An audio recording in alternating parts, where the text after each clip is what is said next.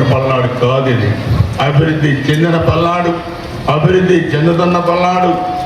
ఈరోజు అన్ని వనరులు మనకు ఉన్నాయి. ఈరోజు పరిశ్రమలు వచ్చినాయి, ఇరిగేషన్ ఉంది, అగ్రికల్చర్ హార్టికల్చర్ డెవలప్ అయింది. మరి అదేవిధంగా మన ఎదురుగా ఉన్న హాస్పిటల్ నేను ఒక నెల క్రితం వచ్చి చూశాను. దాంట్లో ప్రభుత్వంతో పాటు నేను కూడా ప్రైవేట్గా కూడా అన్ని సౌకర్యాలు కూడా సమకూర్చాను. మన ప్రభుత్వ ధ్యేయం కానీ నా ధ్యేయం కానీ మనం 4 రంగాలను మనం ఉన్నతమైన స్థానాలకు తీసుకెళ్ళాలి. ఒకటి agriculture, horticulture, education, medical and health and tourism. ఈ 4 రంగాలుగా మనం ముందుకు తీసుకెళ్తే మనం ఏరియా డెవలప్ అయింది, ఆర్థికంగా కూడా ముందుకు వెళ్తామని చెప్పుకొని నేను తెలియజేసుకుంటాను. మీరు బాగా చదువుకోండి. ఉన్నతమైన స్థానాలకి వెళ్ళటానికి మీరు ఇంకేమైనా ఆర్థిక ఇబ్బందులు ఉంటే అవి కూడా మా దృష్టికి తీసుకురండి.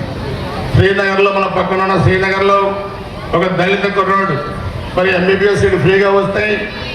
గవర్నమెంట్ కట్టాల్సిన ఫీజు ప్రతి సంవత్సరం 50,000 నేనే ఉచితంగా కుర్రోడికి చదివిస్తున్నానని చెప్పి కూడా మీ అందరూ కూడా తెలియజేస్తా ఉన్నాను. ఇలా ఎంతమందికో మనం మరి ఉపయోగపడేకి వచ్చినాయంటే పిల్లలు చదువుకోవడానికి అవసరమైన ఆర్థిక స్వావలంబన మన ప్రభుత్వం కల్పిస్తూ ఉంది. గత ప్రభుత్వం చెప్పింది మీకు ఎంతమంది పిల్లలు ఉంటే అంతమందికి ఇస్తామని, కానీ ఇంట్లో ఒకరికే ఇచ్చింది.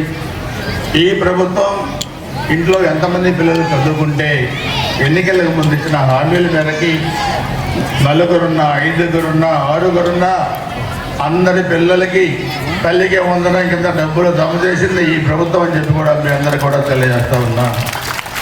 దీంట్లో ఏం పార్టీలు లేవు, దీంట్లో వర్గాలు లేవు, కులాలు లేవు, మతాలు లేవు, అందరూ ఒకటే. మన లక్ష్యం, మన ప్రభుత్వ లక్ష్యం, మన లోకేష్ గారి లక్ష్యం పిల్లలు బాగా చదువుకుని సమాజంలో పైకి రావాలి. సో అందుకనే ఈరోజు మిడ్ డే మీల్స్ కానీ దీంట్లో క్వాలిటీ తీసుకురావడం, ఎటువంటి చిన్న పొరపాట్లు కూడా జరగకుండా అప్పుడప్పుడు తనిఖీలు చేసి మెరుగ్గా కూడా భోజన వసతులు కల్పించడం కూడా మన ప్రభుత్వం చేస్తుంది.